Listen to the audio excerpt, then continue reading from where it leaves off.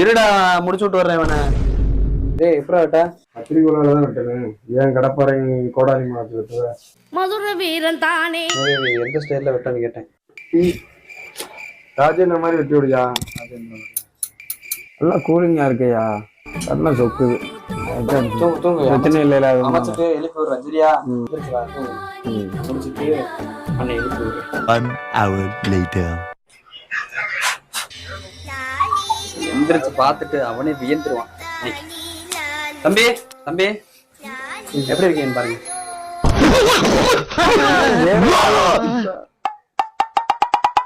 என்னடா மண்டபம்லாம் வெள்ள வெள்ளையா இருக்கு, முடியுங்கடா.